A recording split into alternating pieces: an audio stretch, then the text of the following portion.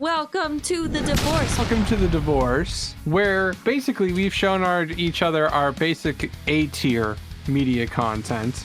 We've seen about half of at least or more of our B-tier media content that was important to us throughout our lives. So now we're going on that C string, D string, E string, just pulling out the garbage, right? And like really just kind of judging each other now on the shit that we've consumed over the years. It is not That's how garbage. I would phrase it. It's not garbage? Well, the one you suggested isn't garbage. I like it. I was gonna say Rock of Love is special type of trash. Oh, it's straight trash. We're about to have two very different conversations here. Yeah.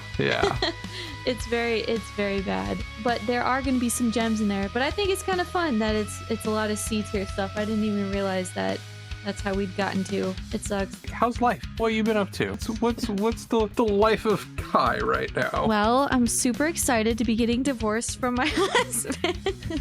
No, but seriously, I'm coming off probably the longest Baldur's Gate 3 kick I had in a long time, so I'm like detoxing from that. But I am having fun playing P3 Reloaded, which has been great. Not done though. What have you been up to, dear Steph? What's...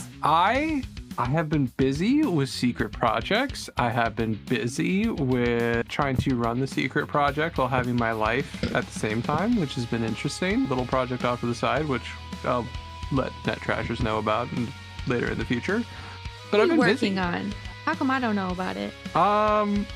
Because you probably talk about it, and that's why we got to keep you silent. Can't let it get out too soon. Whatever. But no, life's been interesting. A renaissance period of anime. I have taken a break for anime for a good solid 10 years in terms of like actively consuming new stuff. So it's been like really the first year for me that I'm like, oh, well, what's coming out? What can I take a look at? So I've been watching a little Solo Leveling. A little Delicious Dungeon is on the palette. Something I'm going to be getting to here pretty quick. I'm hearing very good things from a friend of mine. And there's actually been a couple bangers. I'll just, we'll throw them up on the side here. Boom. So like that's been like my free time and free life. You can't forget JoJo's like a year ago though. Right, but JoJo's wasn't... I don't consider Part 6 a good anime, and I also don't consider it a part of like recent anime because it was just like Netflix just butchered the shit out of that. Oh yeah, that's very true. Yeah, and then like before that we were watching JoJo's, but that wasn't like recent anime. That was us like getting caught up with everybody and being like, oh my god, JoJo's is amazing. Yeah. Right? Yeah, not much new. We watched Oshinoko. That was cool, but we're not caught up on it. Yeah, so for me, it's just been projects, worky, some anime, and then like when my shoulder was blown out, I couldn't really play any video games, so like I just consumed a shit ton of anime, which has been fun. It's been nice. It's been able to like kind of get back to like younger stuff from back in the days, just like what was I into, what did I care about, how did I spend my time? This is crazy. Yeah, I feel that. Like I actually like the anime kicks we've been having lately. Like I think I burnt myself out of it for a little bit there because that is all we did like for COVID and stuff. Yep. I mean that's how we survived. So if anybody wants an insight, right, like COVID, we all worked from home. Thank God we all had jobs. No one like got super sick or anything like we did. I personally, I think, got COVID twice, but JoJo's saved us. Like we had put off JoJo's. Like we collectively didn't really make a decision on JoJo's. I think we watched the first episode like me and Kai together at one point back when we had the apartment. But like we put off JoJo's, both of us, up until this point where we're like, well, we got nothing else to do, and people say it's good. Indeed. And it was a baller, man. Like we marathon JoJo's every night for at least like 3 years. No, it wasn't 3 years. It felt like 3 years. Dude, it felt like 3 years. But like it was every night for a very long time. So it's like we went through all the parts up until like the launch of 6, and then holy shit, 6 sucked. Can't wait for 7 though. Hear great things. Yeah, I am so sad about 6, but 5 is the best, and that was the best roller coaster ride. All right, I mean we can kind of jump into it, I guess. So what did you recommend to me, Kai? I recommended that you actually sit and watch, which by the way you didn't fully, but it was circumstances like outside of your control. Rock of Love with Bret Michaels specifically. We watched the first season, the second season, then we watched Daisy of Love, and then my sister took over and watched the third season on her own. She's finishing it now, and it's like, thanks. In fact, my sister hijacked this entire recommendation and just had it on all the time. Hold on a second before you keep going. Like, I just want to say, I air quote wasn't paying attention much to the first season. I did homework. I got the second season in there and a spin-off series for it. So like, I don't want to hear it.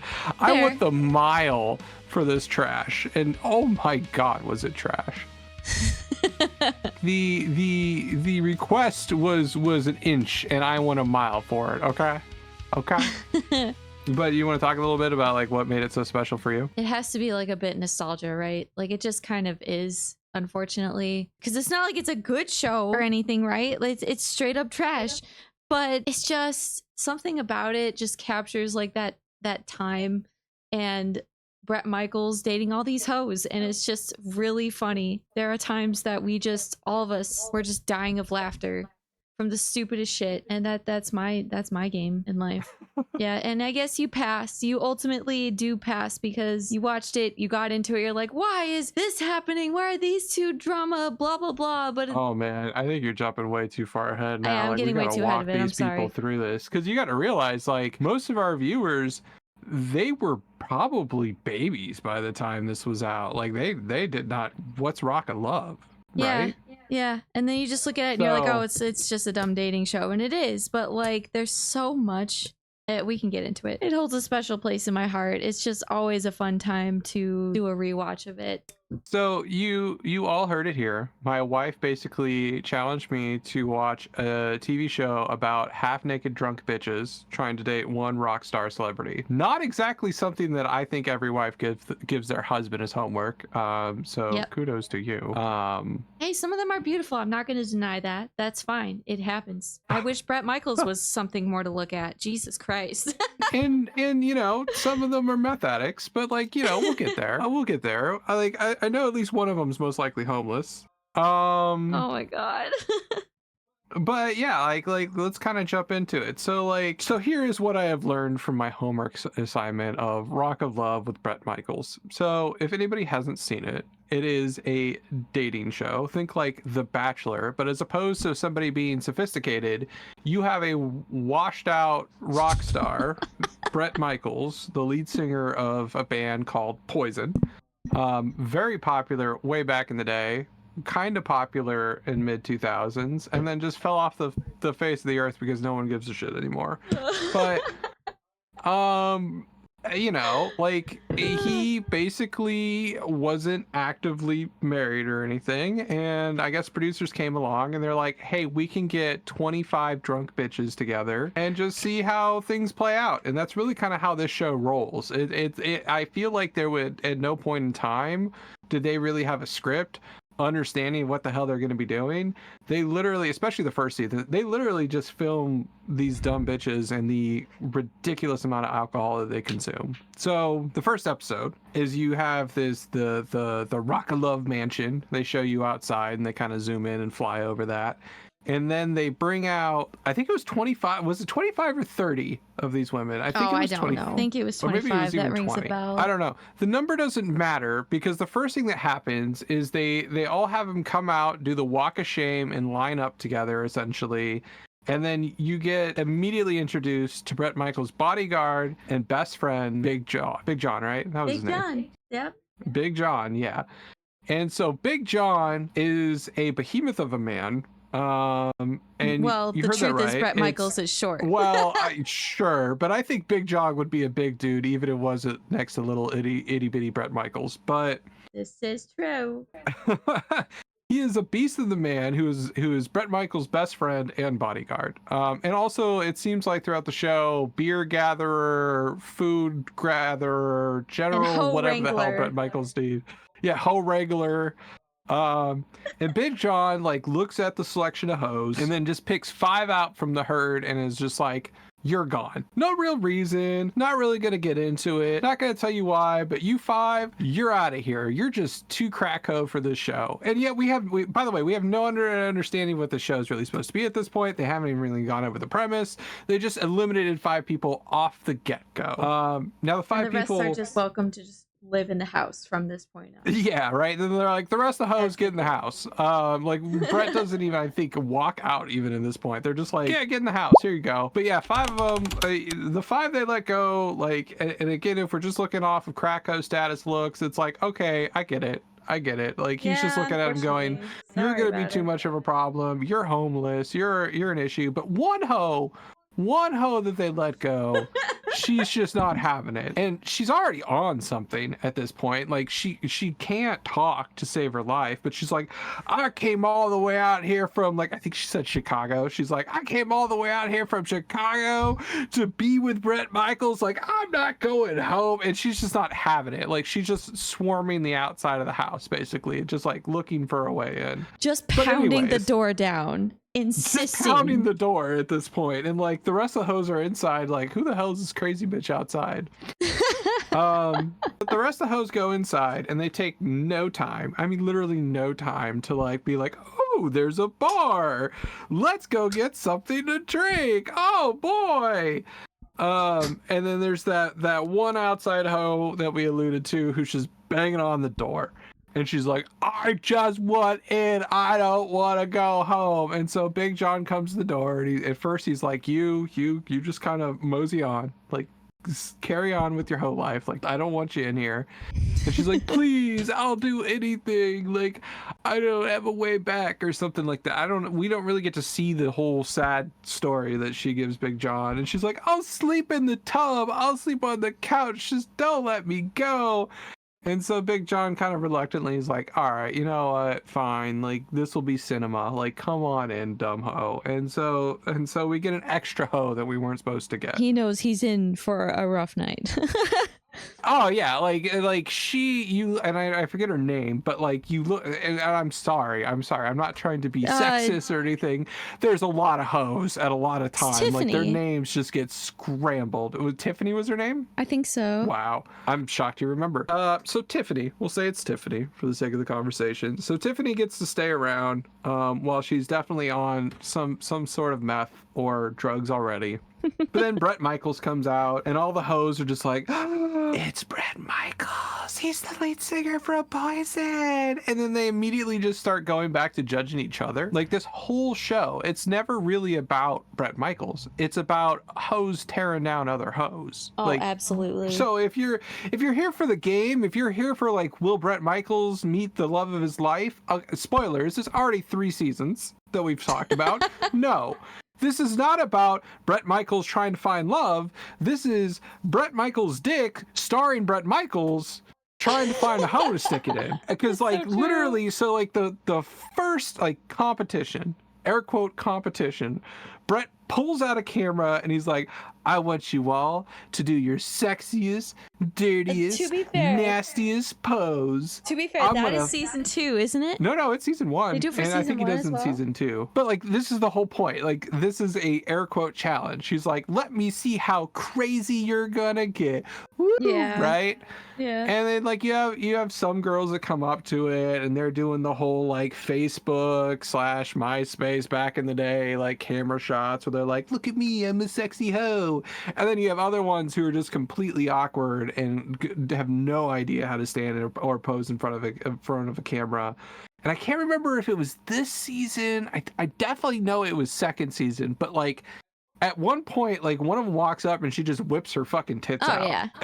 Yeah, and she's just like, how's this for sexy? And it's just like the easiest fucking move that she can do, right? Yep. And at this point, we get the first, like, Bret's pee-pee likey kind of off to the side interview comment that he makes throughout the entire show. Yes. Me likey, me horny, or me whatever, to like really articulate how deep and methodical Bret Michaels is as a person. He doesn't actually say me horny though, right? Is this just me likey, I think? No, he might in one of the later seasons. I think he absolutely does say that in like one of the later parts. But like in the beginning, he's just like me likey, me So it's hard, so or gross, something dude. like that. He Yeah, says. it that's probably my favorite thing about this show though, is like everything turns him on, and he always calls it like a spiritual connection when he's trying to be like deep about it and not trying to sound like a hoe bag that he is too. Like he's like, I had a spiritual connection with that girl, and she just like showed him her tits. Yeah, that's all it took. Yeah, exactly. Like he's got a spiritual connection with everybody. It seems he's got a spiritual connection with Big John, even. I bet. Some kind of connection. Dude, it's just wild. So it's just like the show is just a series of like, all right, Brett, like you get your own sponsorships. So what are we doing today? And he's like, I don't know. How about flag football or dress them up in this one store? Or you know what, I got a BMX sponsorship or whatever. Like let's go out and ride dirt bikes. There's not a whole lot of thought process in this to the challenge. He just kind of picks something that has nothing to do with it, or it's like, write me a poem, sing a song, do a band duet together. It's just really random stuff that has nothing to do with dating or really getting to know him.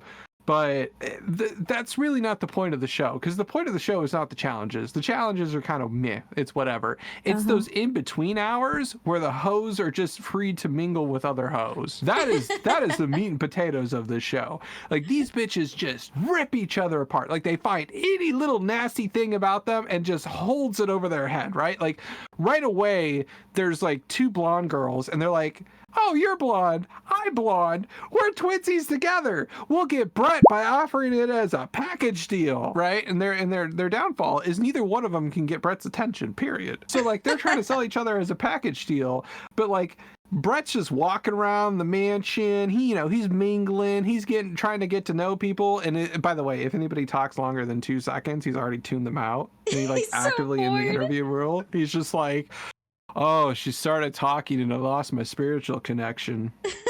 It's so rude. It's so bad. I mean, there is one time where he like connects with, I think it's Rodeo, because they're both talking about their kids.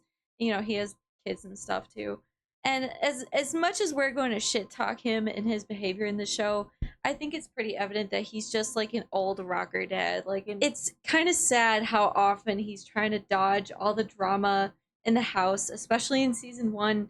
You can tell he just wants peace and like a good time. And I don't know, I guess he wasn't expecting all these girls to like fight and stuff for some reason. But you put a bunch of these like trailer park treasures on screen fighting for their fame and not necessarily him. Trailer park treasures? Yeah. Sorry, that's my favorite way to describe these women. They are trailer park treasures. Sorry, go on. No, it is. Yeah. No, I basically had wrapped it up there. It's just, it's so classic. It's so funny. And like you'll get a few girls on there that are not hoe bags, and he finds them boring, and he just kind of gets rid of them, right? Like not all of them are just dirty sluts there to show their tits, right? And some of them do get frustrated. They're like, I want Brett to actually fall in love with me. I'm not just here just to flash my boobs at him, but it's like, honey. That's what he wants. It's like these women, like it's clear that like Brett doesn't know what this show's supposed to be about. The producers don't know what this show is supposed to be about, and the women were told like nothing. By the way, there's no grand prize. So if we haven't covered this yet, I don't know if we talked about it, but there's no grand prize to Brett the show. Is the grand prize is you get to date Bret Michaels. Like that's it. So like you basically just to get to continue the show forever with him is what's being alluded to, or at least until his pee-pee's bored. And it doesn't even get past that, because like they're not even allowed to see each other for like a year or something until the reunion, and that broke up. We're skipping so far into it, but bringing it back for a moment. Rodeo, since you brought her up, Rodeo is probably the only person in all 3 seasons of this that is remotely Brett's age, Brett's maturity, can handle her shit, and her party days are for the most part behind her. Like, I'm not calling her old or anything like that, but she's in that like mid stage of life where she's hangovers like, just kind of aren't worth it. Like, I'll still do it, but it's not that big a deal. Like, it's not crazy. Like, I'm not gonna go off the wall. She's already having a great time. Like, on her own, because she's been a mom for like 7 or 8 years, and she just 100%. Yeah, like, and she's like, she's got a kid of her own, so it's like she's got that grounded I was a partier and now I'm a parent vibe, and it's one of those things where it's like, okay, this is clearly like the one Brett's gonna pick, right? No.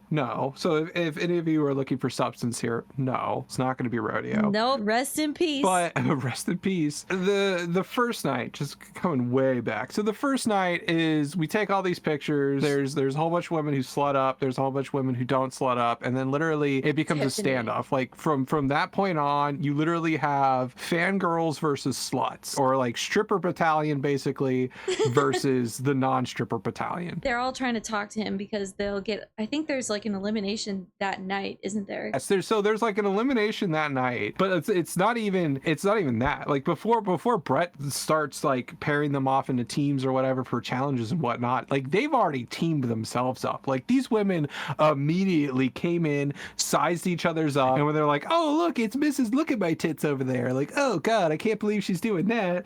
And then there's that one freeloading one that didn't get let go, and so she's drunk, by the way. So like the first thing that she does when she gets in the house is she goes, grabs alcohol, shoves her down her throat, because she's like, oh, everybody's been drinking already, so I've got to catch up. Already clearly loaded on something, and she just goes off into space. Like she's not having conversations with anybody, at least like not on like the human realm, but like in her own mind. She's being sexy, she's being hot, she's being like the life of the party, and just wandering around from hoe bag to hoe bag and just sizing them up, being like, bitch, you ain't got shit in comparison to me. Yeah, well, she was following Brett too, remember? Like any conversation he was trying to have, she would just show up and just start grinding on him and stuff. Yeah, and the girls are like, okay, the fuck? And they're like, well, this hoe just comes up and starts grinding on him, and like Brett's like, we have a little interview scene with him off the bat, and he's like, this bitch just starts pounding me with my jeans on, just rubbing it raw, and I'm like, I need this. This does not feel good. Me no likey.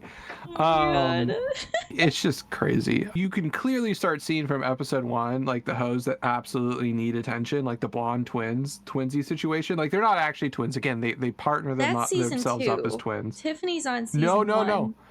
Like season 1, there was the blonde twins. I remember, because she was trying to get his attention at the pool table.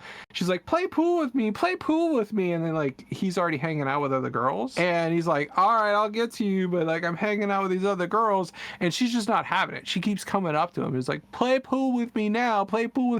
Like Brett basically goes and looks at this bitch going, okay, I want nothing to do with her, and it doesn't even interact with her throughout the rest of the night. Yeah, and she's got like duck face a little bit. Like she's pretty, but she's not as pretty as the other blonde girl, and she's just kind of like, that's our man. Well, and that's why she's like immediately, she found one blonde bimbo that'll just go along with her, and then like made each other a package deal, because she knew that she wouldn't stand a chance on her own. God, yes, absolutely. But yeah, like that's really night 1. Like he sends some people off. He's like, I basically had 3-second conversations with some of you, but you guys, you few look like crackos. You crackos are gone. Goodbye. And they do like an elimination that night, which is just insane. And they don't get rid of what was her name, Tiffany, the meth addict who got initially kicked off but still stayed. So Tiffany gets to stay around, which infuriates the hoes. And so like the producers are sitting there going, yes, rake in the money, and like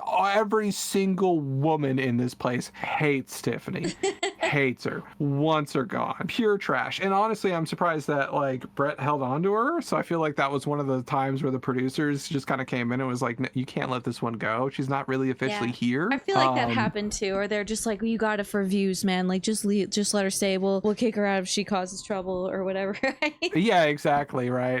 It's just like Big John's on the case. Big John will babysit her. So they keep Tiffany, pisses off all the rest of the hoes. She doesn't get a bed though. Like they keep that part of the deal. They're like, you know, you can sleep on the couch or the bathtub, like wherever the fuck you want to be. And then the next day comes, and then so we get a nice little glimpse of Tiffany the next morning, which she, you know, if you thought she looked like a Krakow before, a Krakow with a hangover is something else, man. It is something else. It is one of those things where it's like, you know what, I might go gay. I don't know if I could do this, right? But she wakes up the next day and like her first vow is like, she's like, I drank too much, I'm not gonna drink anymore. And then how the show cuts it, at least 30 minutes later, she's already downing a bottle of vodka. So Tiffany's still there. She's drunk as hell. We have, I believe, and you're going to have to remind me her name, Kai, but it was the vegan chick. Oh, figures Lacey. out what her title is. Yeah. Was it Lindsay? Lacey. Yeah, Lacey, that's it. And so Lacey is just like, I am going to be the mole of the group. I'm going to give Brett all the information and all the dirty deeds on all the little hoes that are running around here. And that's how I'm going to keep myself around, which was like stupid, but whatever. Well, fine. Here's what happened. I don't know if I probably told you this once, but you might have forgot. But like Rachel told me that she kind of tells all in her Talk of Love, like podcast that she does. And she says, like to Brett, I think they're alone in the limo or something. She's like, hey, like, are you really single? Like, you're a big rock star. Like, what's going on? And he's like, well, I'm kind of on again, off again with the mother of my kids, you know, but, you know, I thought this would be at least fun to do or whatever. But it is like at the end of the day, just like TV, essentially. She and him like struck a deal or like an understanding that she would be the villain, play like a villain role and kind of like give dirt on the girls. But yeah, essentially it's that with her. Like she sticks around so long for that. I would say she's completely full of shit on her podcast. And I haven't heard it, by the way. Like I literally get to hear it anecdotally. Like as we're watching it, you and Rachel would bring up like comments about the podcast, especially you. And I think she's absolutely full of shit because on the show she's absolutely full of shit. And like, you know, we're gonna skip forward a little bit here, but family episode where they bring in the parents for everybody, like we get a big taste of like this girl's kind of a lying hoe bag who is telling her family that she's a good Christian girl while she was like basically almost butt naked on top of a bar at some point yelling at these hoes, even though Brett's not around. There's no reason for her to be like basically naked, but she was doing it anyways, right? That was Lacey doing that? that was her. Yeah, that was Lacey. Yeah, the whole like I'm just here to be the villain and this is all predetermined bullshit, because your ass doesn't get butt naked up on the counter and then be like, oh, I'm the villain all of a sudden. Like no. This is like I'm kind of covering my image so that I don't get in trouble later and that everybody just kind of believes this is all for TV. And when she started a podcast from her experience on Rock of Love, and then interviews other people from Rock of Love. So it's like, you know, she's got her claim to fame. She's going to take it forward. So be it. Well, for the record, down for going it. For the record, I believe her and I really love her. I think she's fucking funny and a great villain of the series. I don't know. I love it. I'm all about it. I don't know. I think she's a lying hoe, and unless she has something in writing to show us and prove that she was supposed to be the villain, I don't believe her for a second. Or Rachel may have been paraphrasing it that way, but honestly, there's so many other bitches that I just hate more in the show. Like Heather annoys me so much. And dude, you know what? Here's the other thing though. I like Heather. I know you hate Heather. Heather is probably one of my favorites. You're cuckoo, dude. She clearly is toxic. Clearly. But she doesn't try to not be toxic. She doesn't try to be more than she is. She's not an outright crazy fucking hoe like some of these bitches. Debatable. But she's like, I'm a stripper. This is what I do for a living. I make solid bank doing it. This isn't me trying to get off the pole. This is me just like, this is the way I live my life. And I'm like, she's a businesswoman for the most part. Like, I respect it. I respect it, honestly. And like her blowout at the end with her and the other contestant, like, holy shit, it's like, okay, you know what? Power to Heather. Power to Heather. I mean, say what you want. I don't like how she treated Daisy. I think that really upset me. Well, that's season 2, and we all know Daisy has her own freaking problems. And you know what? Honestly, I think Heather had the right call on Daisy. But damn. What, dude? Freaking Daisy in Love was sheer chaos. Okay, so I've been trying to take it slow and talk about individual parts, but like since I did watch 3 freaking seasons of this, we're kind of just gonna start skipping through now because I know a lot of people have been watching. Well, we don't want to go episode to episode. episode what happened. Like, that's... I know, but it's just one of those things where it's like the first episode, man, like really encapsulates the entire series. It's just this like, we don't know what we're doing. We got hoes, we got booze, we got Bret Michaels. Bret Michaels has connections, so we don't really have to sponsor anything for this show. Like, we're just gonna use his connections to bring in events and prizes and shit like that. No budget. It was very much that. Like, literally, they had a film crew that just approached Bret, knew Bret. Maybe it was a cousin of Bret's or something like that. It was just like, hey, do you want to do the series? And Bret's like, yeah, I was thinking about inviting 25 crazy hosts to my place anyways. Like, that's very much how this show comes off. So, like, if you're looking for true, like, trash TV that isn't like this, like, getting married at first sight, or like, let's find the real meaning of love without having to, like, really see each other, like Love is Blind or some crap like that. This is like the true, like, creme de la creme of crap, where it's like, no, we're gonna put all that fictitious shit in the garbage and, like, literally just let hoes be hoes and rock stars be rock stars, and you get to kind of watch it and live vicariously along the way. Yeah, that's perfectly well said. And I love that era of reality TV. We really don't have anything that goes back to that era. I mean, I haven't seen The Bachelor and Bachelorette. I think they're similar because they are just focused on the people. But and I'm sure this was scripted no. to some degree. Hold on, let me finish up my thought. No. Let me, like, I know this is probably scripted to some degree, but it still has that, like, old reality TV charm that, I don't know, I just feel like was a little bit more genuine back then. Okay, you can go on. There's no way there's a script in this entire show. These bitches couldn't even remember their line. They're so drunk on this show. Like, there's no script. Well, yeah, that like, I take this. When I say drunk, by the way, people, I don't mean like cute, ha ha ha, funny. I mean college kids blasted. This is basically a frat house. These bitches are spinning. Like, there's times where they just, like, without prompt, just jump up on the pole and start ripping their clothes. Bret's not even around. They're just showing off to each other. Like, I don't even know. Like, there's no logic here half the time. It is literally, it's also like, for the camera. I hate you, right? Well, for the camera, of course. I hate you. I look hotter than you. Let me prove it by taking all my clothes off and jumping on this pole. And then, like, then like the next dumb hoe comes along and being like, no, I can pole better than you. And, like, they come and like they fight each other over who can look the dumbest, sexiest, drunkest bitch possible.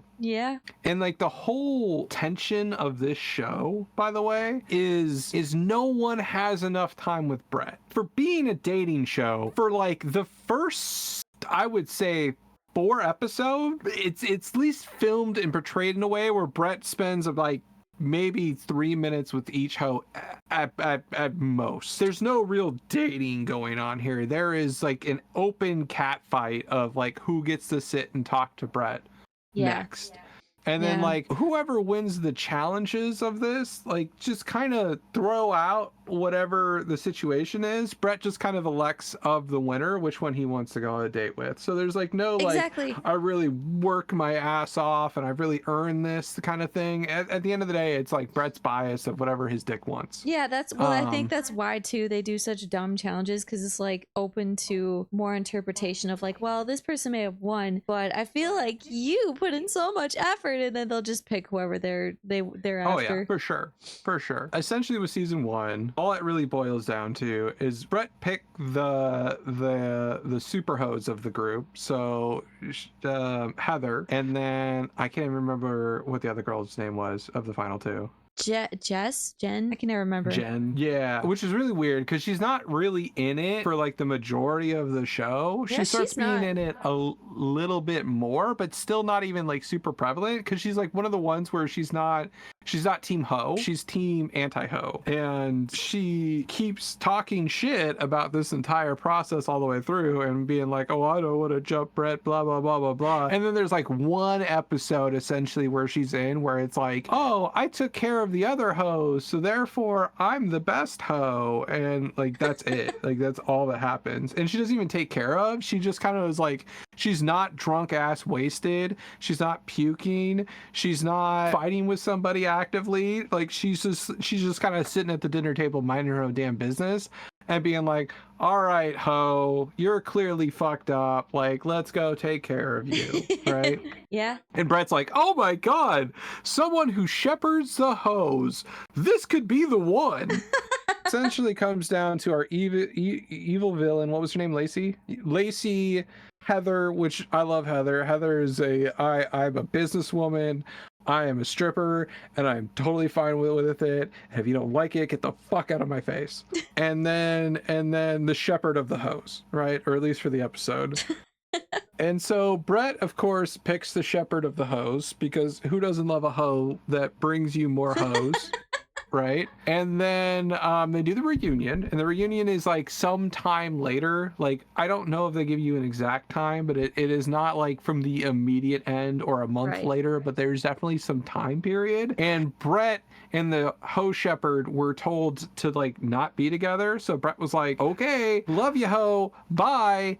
And then she gets super pissed that he doesn't come around immediately and just breaks it off with him immediately. So like, there's no real winner here. Like, Heather basically had the game stolen from her. To be fair, Rodeo had the game stolen from her just because she was probably 5 years too old for Brett. And I don't even mean like she was older than Brett. I just mean Brett likes the young women.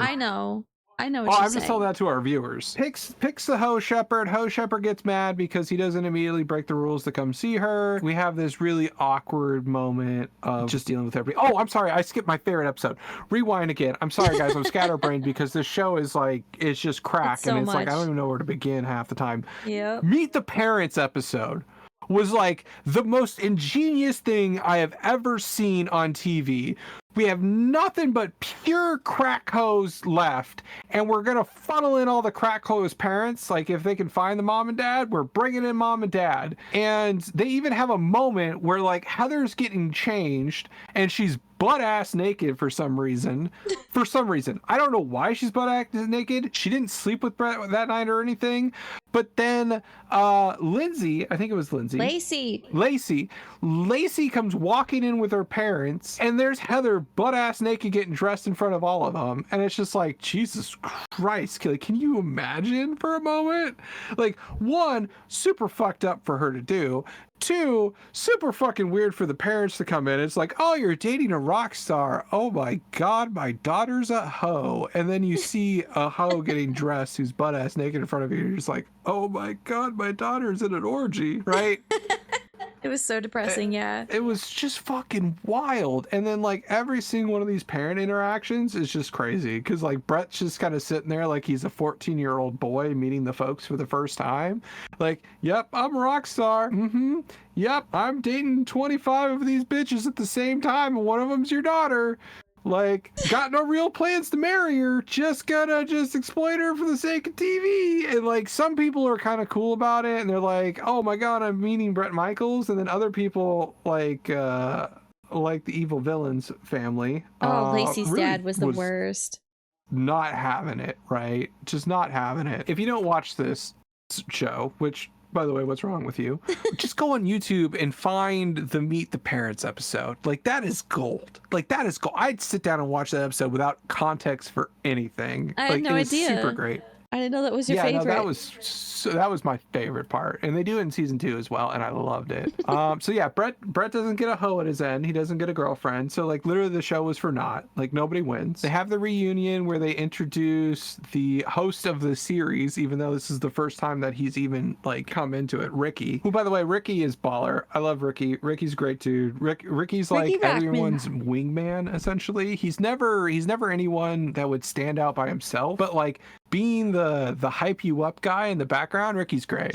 He's not the host, but he's the host of the reunions, and he's the host of Daisy of Love. Yes, yeah. Just gotta be specific there. I mean, having a host in general in some form in the show is like, wait, why is Ricky here? What is coming in? It was really weird because they just kind of shoehorned him in. Like they're like, we need somebody else to talk other than Brett, because otherwise Brett will just be in front of the entire stage going, me so horny. Sorry guys, I didn't pick you. They get the slut troupe back together, most of them, most of them. Like they didn't get like the original 5 that instantly got kicked off, and there was some people I think that didn't return, but they got most of them back. Essentially, like the twinsies come back. They're like, you could have had us. We're best friends and we live together now. You can still have us. We love you, Brett. You know, some of the other hoes are just like, you know, they're bitter. They're like, we could have been something. Rodeo was there and she was like, oh my God, Brett, my fire still burns for you. And it's just like, Rodeo, I like you as a character, but don't simp for this man. He's not worth it.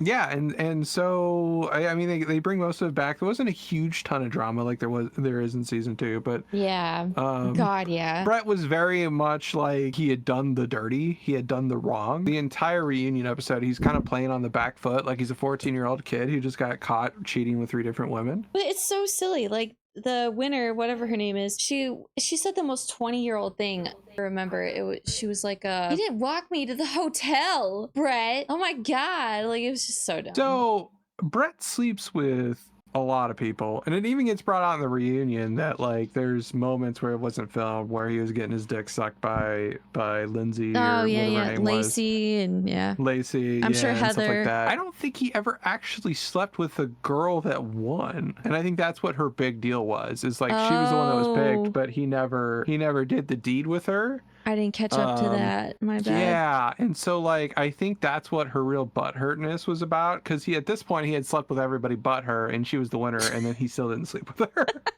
That is classic. Like, oh my God. That was kind of wild, at least from what they showed. Like, did it actually happen behind scenes? Maybe. I don't know. I don't know what these producers were doing. The editors definitely got better with Daisy in Love, but they were learning. This was pretty much just like college project that went horribly wrong into, oh my God, there's a whole bunch of people are watching it.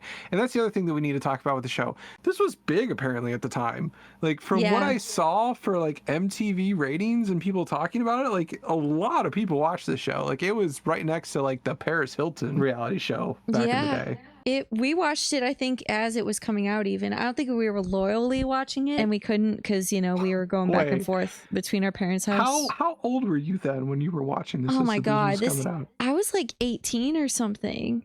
Yeah, this was like 2000. Wait, or was this 2007? 2006? I need to look up this stuff before we do this. But you said something else about this show that I love. You mentioned it, and I want to point out that I love it was the editing, because the editors just make so much fun of like almost everybody. Like no one is safe, and it's just the best. I can't remember some of the Bret Michaels ones. I only can think of the Daisy of Love ones because they just go extra hard. They go extra hard on the Daisy of Love ones, but like the Bret ones, they're specifically making fun of Bret for the most part. Like the women do it to themselves enough. Like they don't really need to try. Yeah, that's the women true. Are just so catty, and like they enter the interview room and it's always just like, oh my God, her fake tits. It's just like holy fuck. So for the most part they make fun of Bret. So then we get season 2, and I'll try to go a little bit quicker and wrap it up because I know we've been talking for a little bit, and for those who are into what I recommended Kyla, which is on the thumbnail, we'll get to it here in a moment. But then we have season 2, in which includes, you know, the real star of the entire season, Daisy. Because at this point they actually have challenges kind of put together. They're like, let's actually make these people do stuff other than just random rock star stuff that they would never do anyways, even if they were dating him. Right.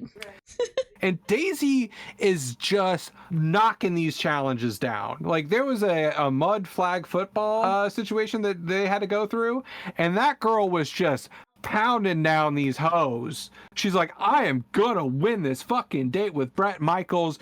Fuck all you bitches.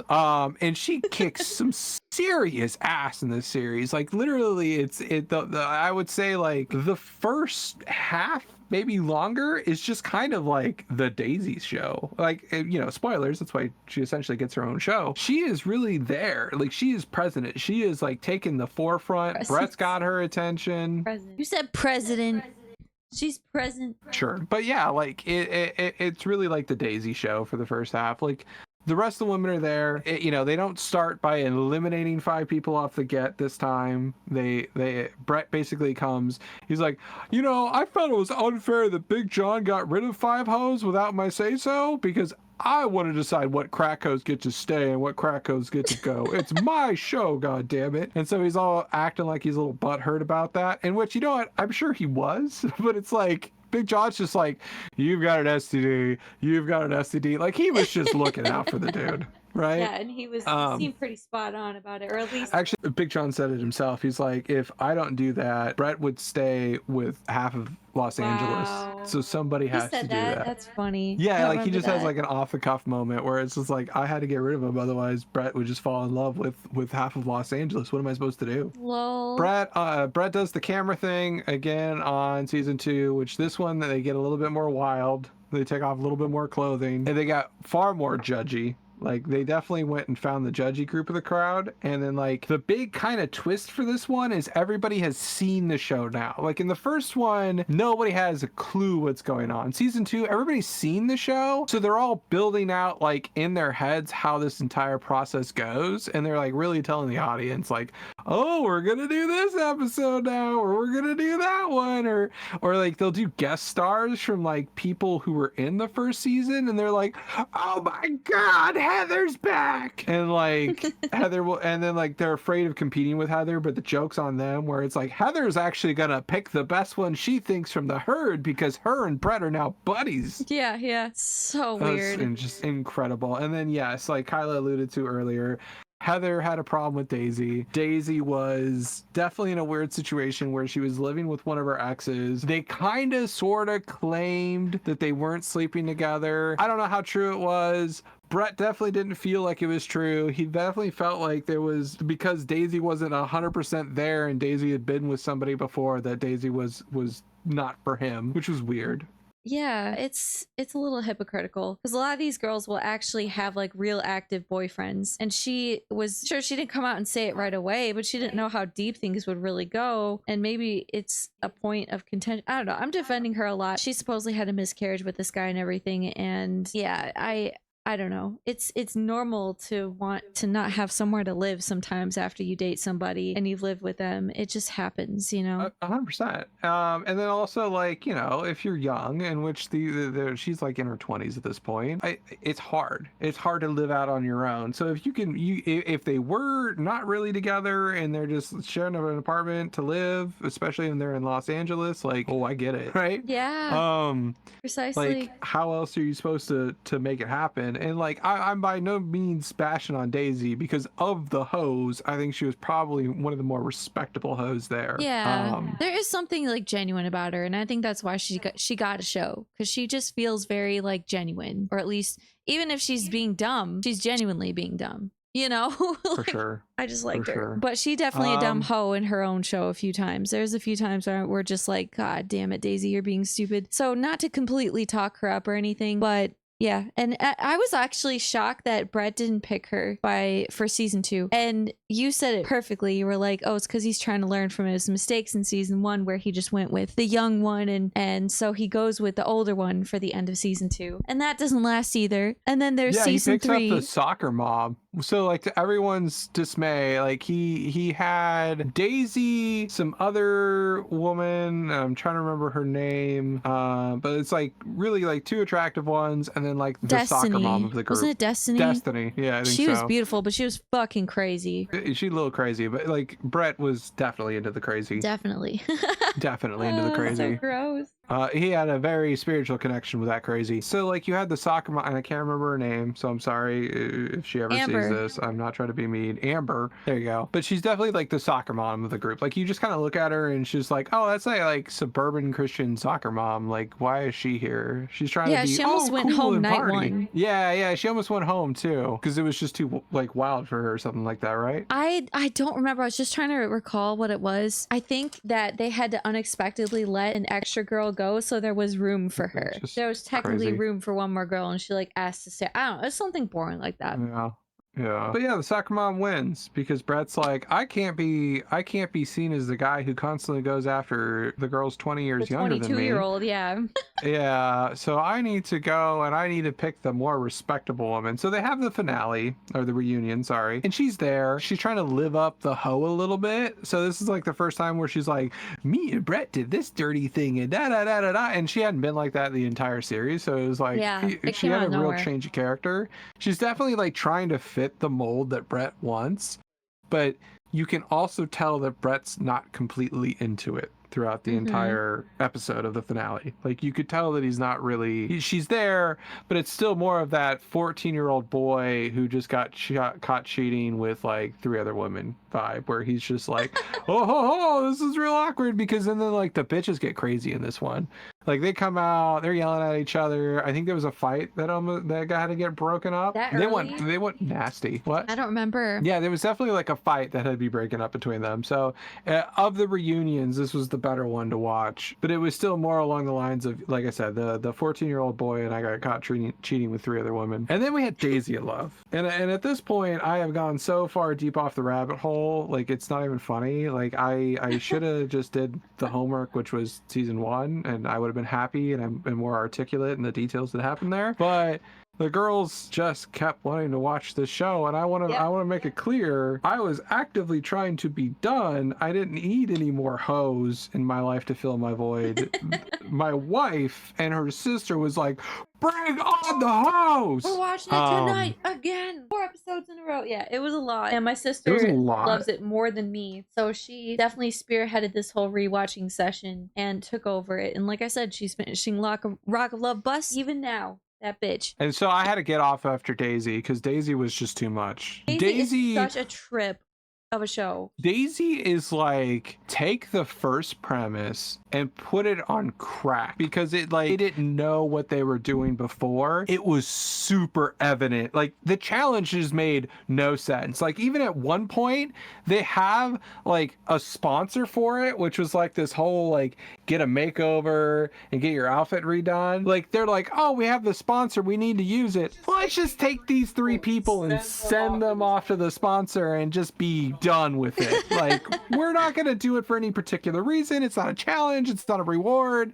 Let's just get rid of these 3 guys for right now. Right. Yeah, so Daisy of Love, that was just a wild show. They have no, like, if you thought they had no clue for the first season of Rock of Love, Daisy of Love was like just throwing shit at the wall. Now, I will say there was no screening on these men. These were the only men, like, I feel like they went to a bar and they're like, hey, do you guys like blondes with big tits? And everybody went, yeah! They're like, sweet, follow me! You're all on a TV show now. Like, there's no screening. Like, these guys are literally insane. And like, they're dating. I think 2 of them were dating women. 3 of them were dating women. At least 3 of them already had girlfriends back home. Yeah. Yeah. And then quite a few of them just walked off the show. Yeah. It was a disaster. Including the winner, which was just a complete wreck. So like, you had a reality TV show star named 12 Pack, who's on here, who's just like this behemoth of a man. And then you had like cage fighters, and then you had like bodybuilders, a professor, truck driver, and then a couple dudes who were like basically homeless, like Flipper, are like just like mental disorders, like among all of them. Like, they're all like crazy. And then you had a hairdresser named Fox, and then you had 2 roommates, which was dumb. They're like, hey, we have these 2 best friends who are roommates, and we brought them both on the show. And it's just like, okay, why? But the editors for this one were on so much cocaine when they edited this. These guys were brilliant. I don't know what they do now, but absolutely brilliant. Every interview scene, every funny scene, any way that they can cut and make a situation humorous or add value to it, holy shit, they were on point, man. Certain contestants had their own little theme song every time they came on, or sound effect, or just like would have flashbacks to the stupid shit that they said that were just great. Like, honestly, Daisy of Love had me laughing more than Rock of Love ever did. Like, Rock of Love was just a sloppy mess of like hoes. Daisy of Love was one giant hoe and a sloppy mess of dudes that like every single one of them, none of them you would hang out with, essentially. No background checks were done. No background checks were done. Are half of them felons? I'm sure of it, right? It is just wild. It was so crazy. So you have like right away in Daisy, I love how they found a shitty version of Bret Michaels and brought him on. I think his name was Weasel. That was his nickname. So shit, they do Michaels nicknames on this show. For some reason, they didn't do them for Rock of Love. I wish they had, because I love how degrading the nicknames are. Oh, yeah, you're right. Nobody else really had nicknames. This show, Daisy gave everybody their own nickname that had either something to do with how Daisy felt when she looked at him, or just like what popped into her head at that exact Or moment their when she saw him. profession or whatever. Yeah, so like Cage was a cage fighter and his name was Cage. Fox was a hairdresser and she was definitely into Fox, so she called him Fox. And then there was a guy named London who was not from London, had nothing to do with London, but she felt like London when she looked at him. And it's just like, okay. And then, you know, 12 Pack just kept his name from I love being New 12 York. Pack. Yeah.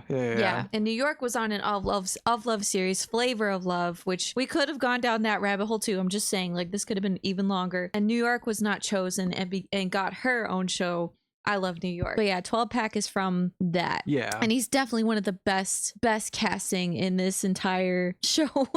He's so funny. I mean, he was also on like I think 2 other reality shows they said too. Yes, well, I Love New York and I Love Money, but me and Rachel can't find I Love Money. We think it was like filmed but never aired. We're not really sure though. That's kind of wild. Which is, you know, they keep this series around, so it's like imagine filming one and never airing it. Like how bad did that show go? Yeah. Daisy was a train wreck, but Daisy was a great train wreck to watch. Dude, this is absolute cinema, dude. And like you said with the editing, like sometimes it was so out of the box. The one where the winner of we're just gonna spoil some of it. The winner of the show is like gone.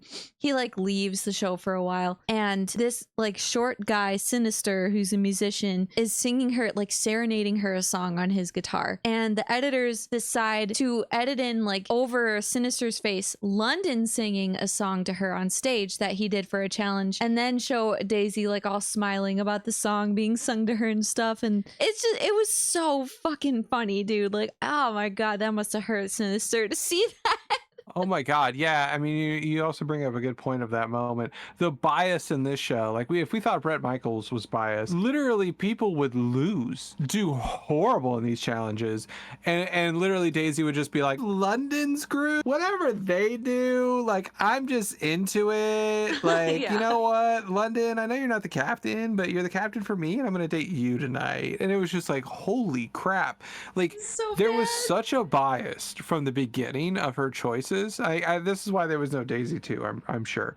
She was like all about London, like from the get-go, annoyingly so, because like the rest of the guys couldn't even get time with her. Like if we thought the time was an issue with Bret Michaels, which they kind of got better in season 2, not really, same problem. They never really kind of tried to figure out how to shoehorn that in better and get time with each one of the girls. The time with the guys, like some guys who was just completely non-existent, like they were just literally kept on the show because she's just like, well, he's cute, I don't know anything about him and I haven't hung out with them, but he's cute, so like I'm gonna just keep him around. She is a ghost in this series. Like she is almost never just hanging out with the guys. Almost ever. There's maybe like a couple nights that stick in my head, like where she's at the hot tub, and another night where she's like out at the fire pit with a few of them. But that's when the show's dwindled down to like 5 or 6 guys left. She's like never around. Bret was like almost always around somewhere, unless he was like specifically hiding from the drama. Right. Like no, Bret would make an effort to do like the after hours hangout of the show. Like he'd come, he'd hang out with them and be like,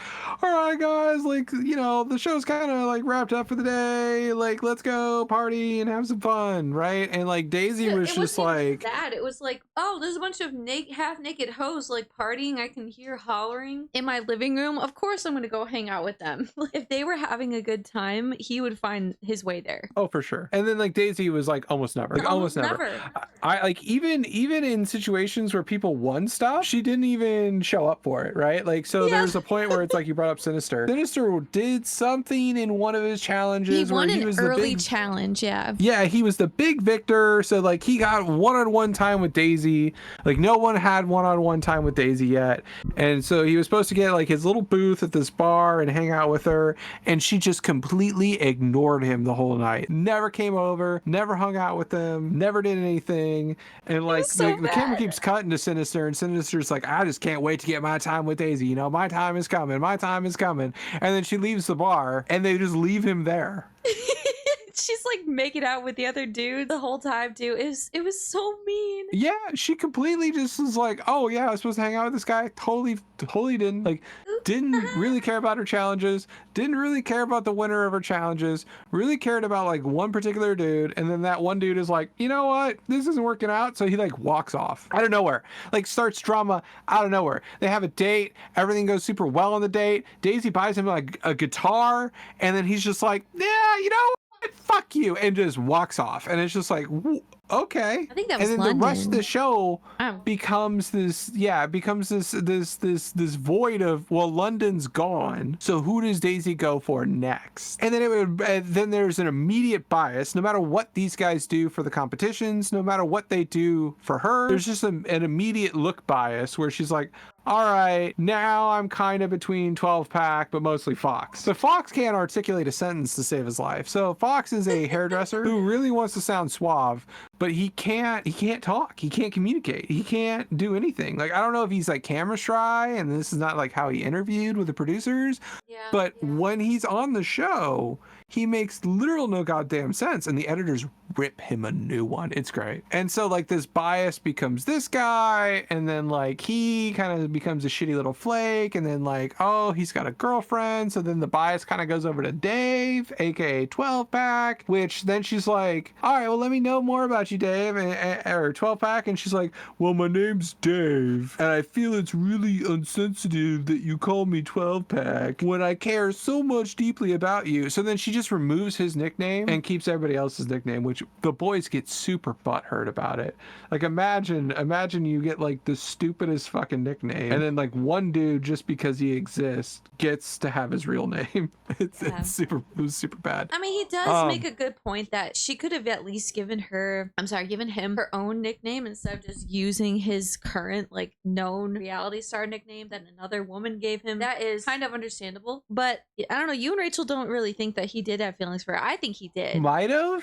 He really might have. Like, I could kind of see it, but then like he gets such a bad role where it's like he's constantly your ego booster, right? So it's like you're like, I just roll out of this bad relationship. I just want somebody to be there. This person's kind of hot, but I don't want a real relationship with them. You know what I'm talking about? Your rebound. He is constantly the rebound of the show for Daisy. Like, 12 pack is constantly the rebound.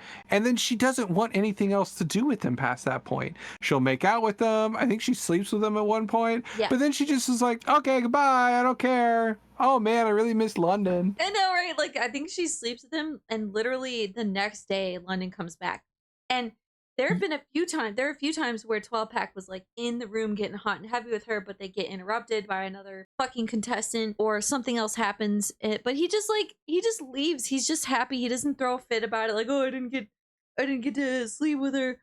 But he finally does. And the next day, like, London comes back. That was so crazy. Yeah, well, tell everybody how London comes back. Oh my God. Okay. Well, allegedly, Ricky Rockman, the host of the show, was in communication with him and thought that he should come back on behalf of Daisy. I can't remember. I looked into it a little bit, like what actually did happen. I think I remember hearing that no matter what, like Daisy and London were just talking on the phone, like a lot, like all the time. And she obviously couldn't get him out of her mind. And I think that's why the producers ultimately probably wanted him back, and Ricky agreed. Ricky claims to have had some respect for London too in the way that he exited, because he was being genuine and like, nah, dude, I can't like be here if I'm not gonna be all about it, you know, or whatever, right? And Ricky was like, I respect you, man. There may have been some of that was real, and it may be that Ricky just wanted him to come back to make a fool of himself. I don't know what the truth of it is.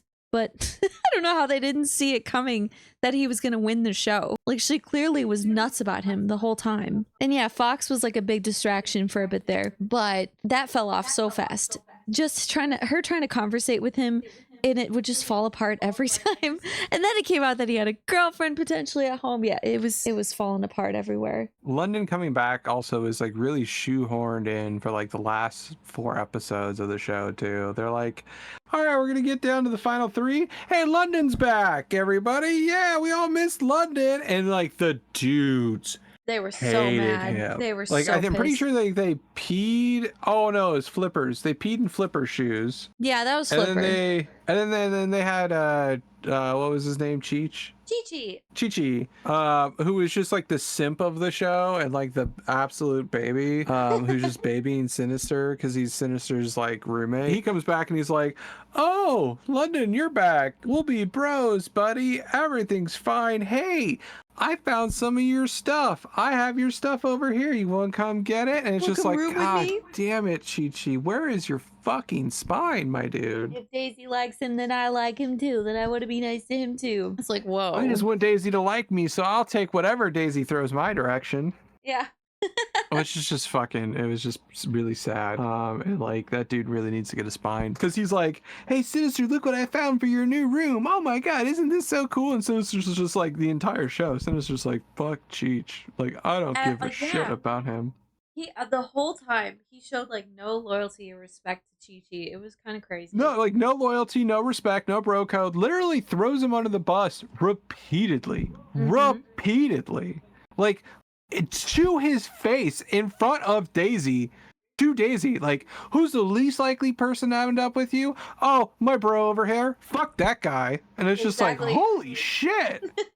It was so brutal. He was, dude. And it's just like, why is this guy even here? Like, I hated Sinister the entire time. I don't know why he was here, what the purpose of him, like, oh, because maybe he's a rock star too. Like, Daisy doesn't even really do anything with Sinister. So it's just like, he's just kind of that empty space where it's like, he's not as emotionally unstable as the rest of them. Not at least at the beginning. And then it gets worse. And then, yeah, it gradually gets worse over time because Sinister's like, "I feel so close to her, but she won't pay attention to me." So he like does this big display where he like goes and breaks a guitar and throws it in the pool, and then doesn't say anything. He just walks off, and everybody's just like, "Okay, you big dad. That's cool." Poor little baby. Yeah, he was such a pain, honestly.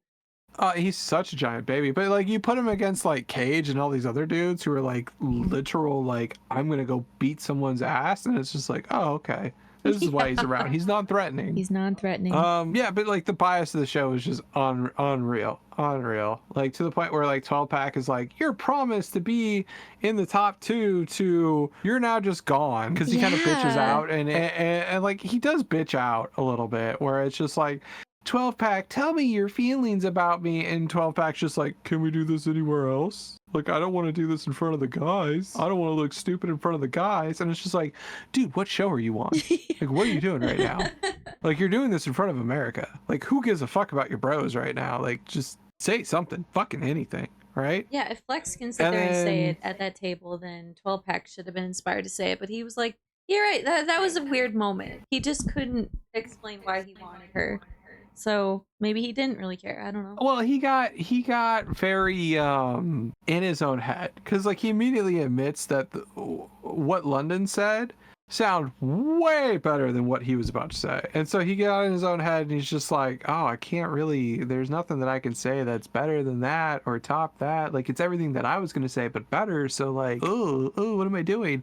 And which, just say it anyways, right? Like, all she wants to do is hear that you're into her, but it doesn't really matter because he's a rebound guy anyways. And London here is here to dominate. And Professor just, was it Professor? No, not 12 pack. Flex. So there was Flex, that's it.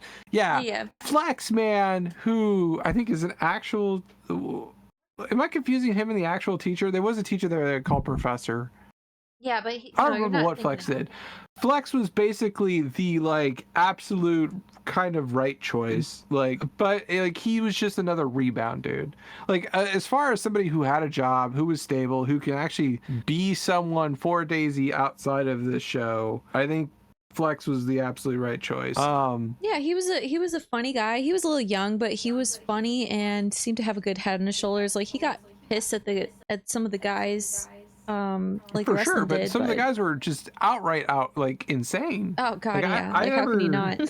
Yeah, exactly. Like, how can you not in that situation? But yeah, Flex was just there the entire time, being a real man about it, right? Man, Dave just got robbed as the rebound king, and then Flex never really had a real shot, and London just kind of walked away with it just because. Yep. I think she did sleep with Flex. She did sleep with Flex at least once, like which was crazy. She slept with Flex, and then the next day sent him back, and then slept with London. I don't even know if they had time to sleep together, those two. I mean, at least that day, because they went horseback riding for their date, and that's it, right? I think they did a dinner. I could have swore they did a dinner. No, they didn't do a dinner, I think. Oh. That was a real mistake, though. I remember thinking that in the moment. I'm like, why doesn't he get like a night? You know, because I think that's how Brett does it. Like with the final two girls, they each get like a night together. It's not like night and the next day. Right. And the next night they're picking the person. I swear Flex sleeps or London sleeps with her, because like I remember this, like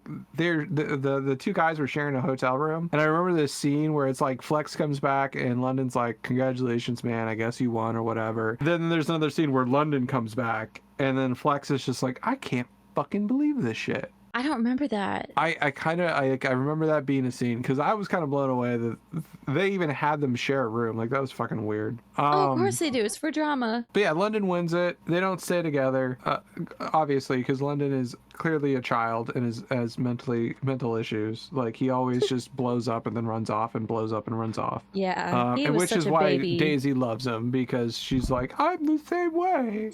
Of course, naturally. But honestly, he was such a big little baby about shit sometimes. Like when he won the challenge of writing a song to her and performing it in front of her. And so they get to go to the museum. She gives them guitars, the like Les Paul guitars. And he has a moment where he's like, oh my God, I'm so grateful for this, because like I just had to sell my guitar. That means so much to me. But then they're talking in the limo and the conversation moves too quickly on to the next like subject after him. And he takes it so personally. He gets so mad at her and just starts fighting with her and accusing her of not caring. But like, she's on a date with 3 guys. If you want to say something, you gotta speak up and be like, oh, I wasn't done or whatever. But he gets all butthurt, like, oh, she didn't really care about me. They're all such babies. Honestly, especially watching all this again as a woman in her mid-30s, I'm just like, everyone here is a giant fucking baby. Like, 12-pack was cool. For the most part, he was chill most of the time, and that was great. Flex kept a cool head. That's all I can say, though. The rest of them were nuts sometimes. Absolutely insane. Yeah, I mean, that was my experience with the Love series. Did I take anything valuable away from it? No.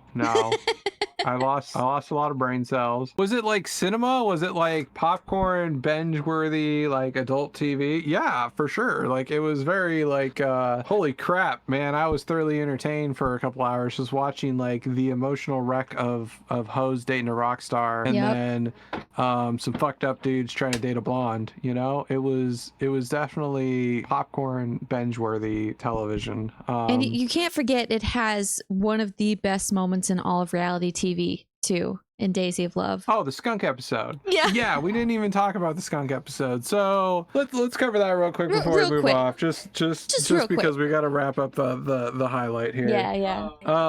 So at one point this is like about halfway through Daisy of Love. Everything is like kind of simmered down. They already had like the get rid of people for the night, so like everybody's just kind of like drinking, and they're like, oh fuck you, I can't believe this fucking douchebag's still around, whatever. Most of them are out having a swim or whatever in the hot tub, so they're all like in their underwear.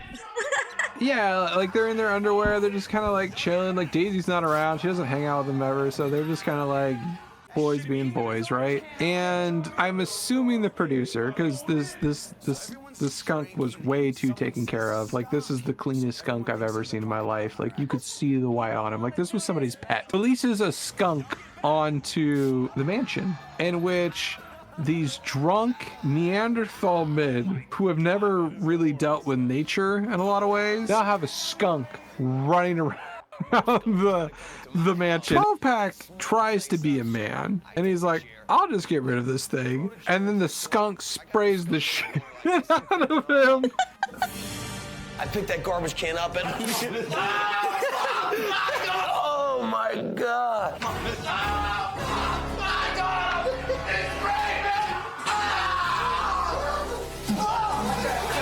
I always thought when a skunk sprays you, it like lets off this little, mist that kind of is like, oh man, that's terrible. But I mean, this thing pisses right on my face. Did he spray you in the face? It smelled like some demon just crawled out of hell and hooked onto my damn face. and he grabs salsa and just starts pouring salsa all over himself and his body, trying to get the skunk smell off. Like, he is just like, ah! That is just the funniest thing ever. We just go from such a normal night to a man standing above a sink, pouring salsa all over himself, screaming. Everyone's throwing up. Yeah, everybody starts throwing up. Like, you just see dudes in the middle of the living room just start going, and like just barfing everywhere. 12 packs throwing up. Like, it's just sheer chaos in cinema. These guys are just falling apart.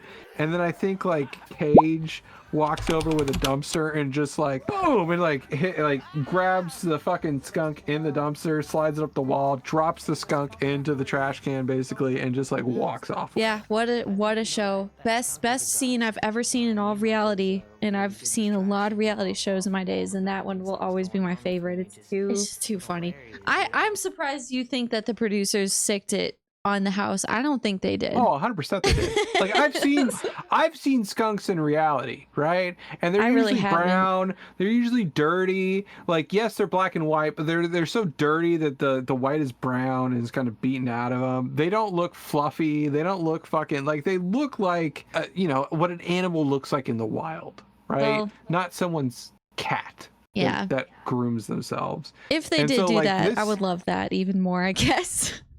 Oh yeah, there's definitely someone's pet that they just kind of like sicked onto the house, and They went to like the people zoo. lost their mind. Like, it was either somebody's pet that they sicked onto the house, or like skunks have a real good life out there in LA. So if you're a skunk, man, that's the place to be. I mean, that's true. They take care That's of you out true. there. So funny. I'm so glad you did this with me. Okay, and now we talk about ergoproxy. Which, my God. So I will start off and just give a little bit of context from how I saw this. So this was like one of the first, like, I would say within the first 20 animes that I've ever actually seen. So like this was like really early into like me discovering anime, what it was about, how diverse could it be, and like I watched this subbed, which I don't recommend anybody really watch this subbed. Like, don't get me wrong, it's not like the voice acting of dub is freaking amazing. It's the subtitles literally throw a paragraph in front of you and give you 1 second to read it. It is And a very they're complex anime. They're constantly like getting the words wrong as well, which is not normal with sub. Usually the subtitles in subs is good. This one is just so bad. It's unwatchable. Yeah, it was before there was like a standardization for subs, I would say. Like, again, this is like OG anime. Anime's first really kind of getting popped off here in the West. And I think it was Warner Brothers who did this one, or Universal Studios. I can't remember. It was They one just of those, hadn't figured yeah. their shit out. One of my very first animes. I'm not gonna lie, I actually had to like pull myself through this anime the first time I watched it, because it was just like not a shonen anime, not like some of these crazier other things that I have seen. So like I really didn't get it at parts, and then like certain characters just annoyed the shit out of me as like a young male. But yeah, Ergo Proxy. What was your experience like?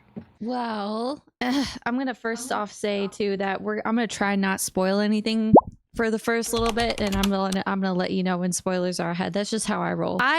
This reminded me of kind of like at first like Trigun, because you're in this other world, you're in some kind of post-apocalyptic dystopian world. You're not really sure what the heck's going on or what the pretenses of this world is, but you're highly intrigued, and that got me right away with this show. I was like, okay, something crazy is going on in this show, and it's similar in Trigun in that sense, but it's also very its own separate world, and I just had to like find out like what it was all about. So it hooked me pretty quick, and I'm someone who doesn't mind like a slow burn.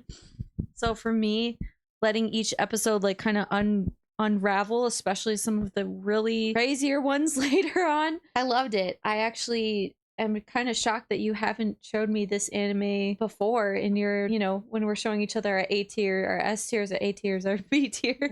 Well, yeah, and like it's a really great anime, but it's not one that I can like easily say it's A tier, where it's like I would just recommend this anime in casual conversation, or even one that I think about a ton. It was just one of these ones that I saw it and it was done so well, but like when I saw it, I was like really young.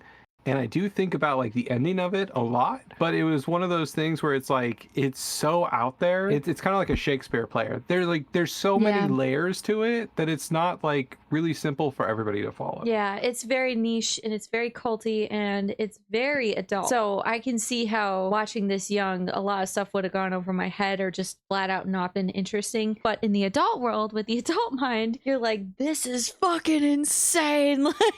I thought it was so well done. So you're gonna experience with me. I have kind of bad ending blindness, but overall the feeling of the show was so well done. And to me, like, if you want to nail any show, that has to be one of the things that you nail, is the feeling and the world building. And this show did that perfectly. It encapsulated everything into this weird, deserted, diseased, deadland show where there's like, what do they call them? Globes? What is that? Oh, you're talking about the cities.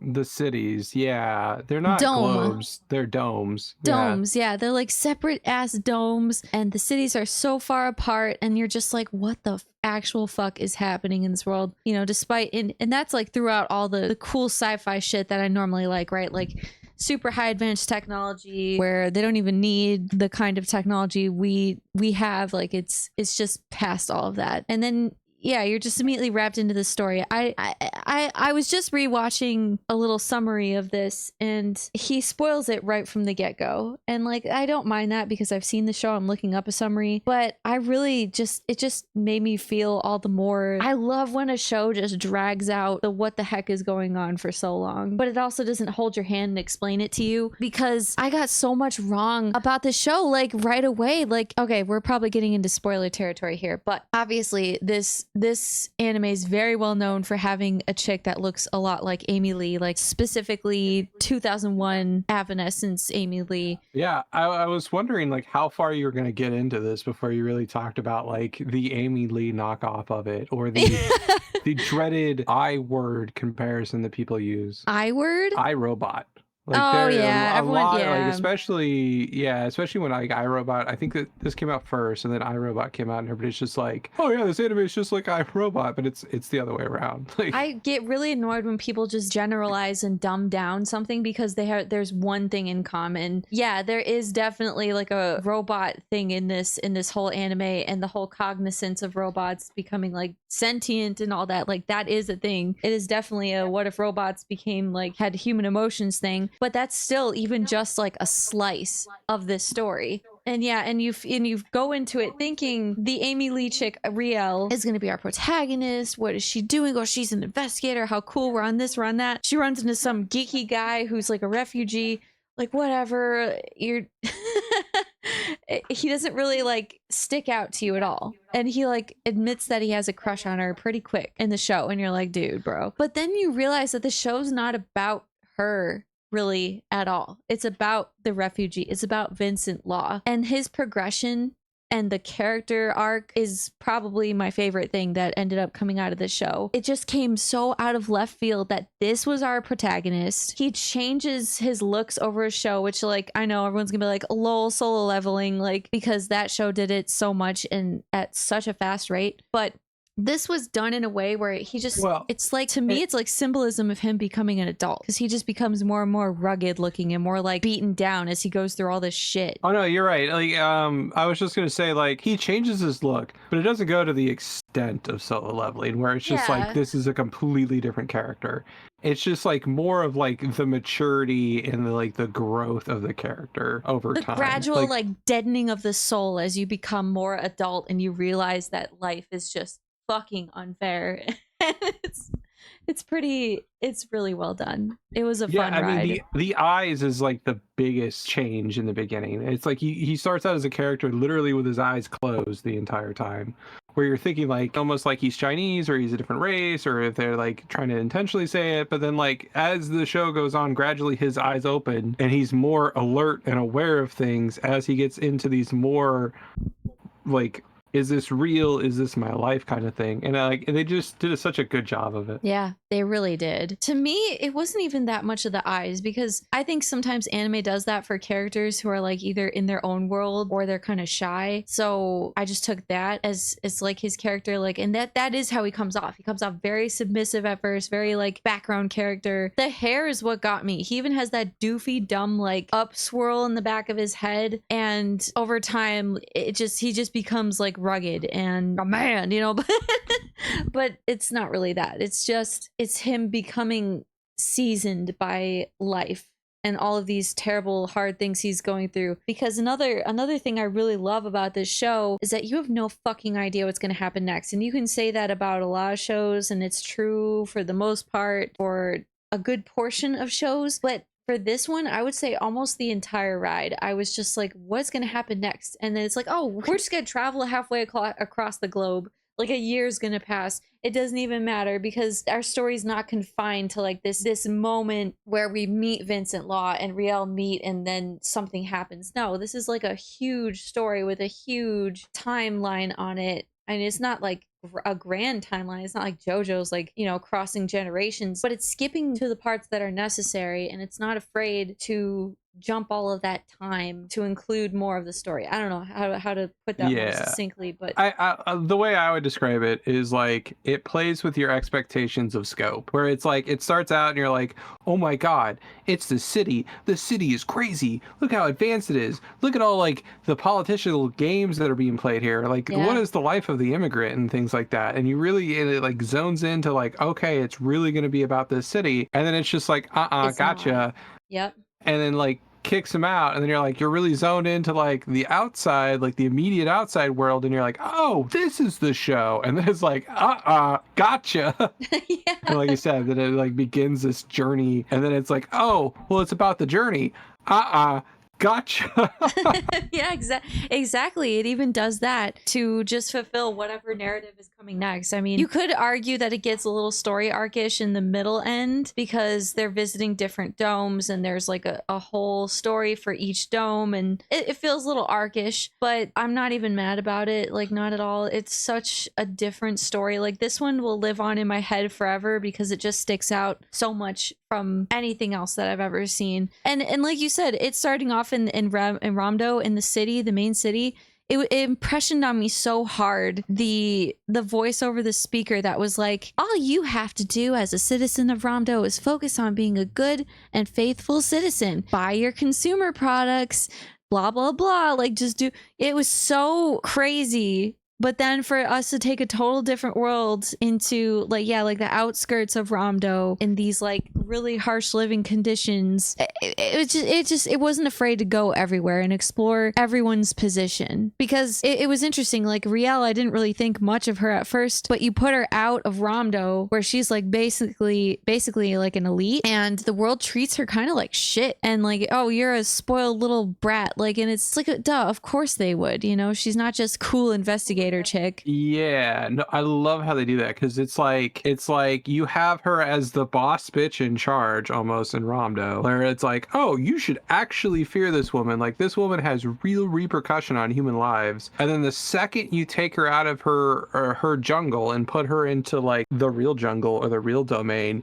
she's useless. Like, maybe even detrimental useless. And like I love how the story then builds her from there. Like it takes her, it breaks her down, and then it just makes you sit, like, especially for one episode, where you just have to simmer with her being of a cunt the entire way through, until it's like she kind of snaps and she's like, maybe life isn't about being the most important thing that you have to do right this second. Maybe life is just about living. I was absolutely gonna call out that episode because it's my favorite one. What was it called again? Busy Doing Nothing. That it's almost to the end of the season, but it's so important, and it sparked a lot with me, because I felt like I was going through something similar recently, like just going kind of stir crazy at home, wanting to be productive, but I'm like in an environment where I just feel like I'm in a pit of hopelessness.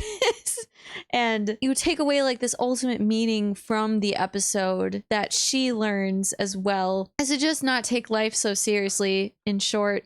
and enjoy what you can do and what you have around you, because at the end of the day, it's all you can do. You can't control the wind and make the wind pick up again and carry your ship to the next place. You know, even though the concept of death is looming because you're running out of supplies, or like, you know, things like money or whatever, or funding, it's something that can be fleeting. It doesn't have to like impression on you so hard, because at the end of the day, it's not the most important thing. She feels like she kind of forgot that part of herself. And that's why I love Pino so much, the little auto rave like robot girl in the show. I mean, you pointed out while we were watching it that people were kind of annoyed with Pino. I'm sure like any teenage boy watching this would be like, oh my god, she's just the cute little like... Oh, I hated Pino. I was like, you're just the mascot character.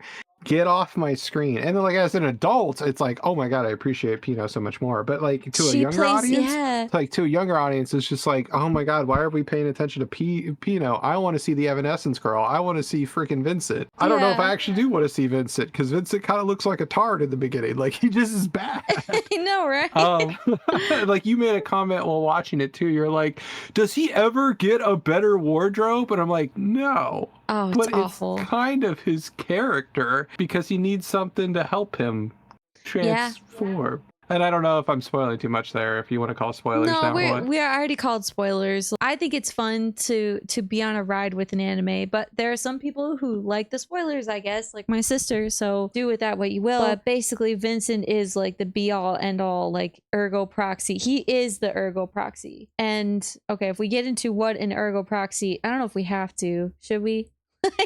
Let's just spoil everything.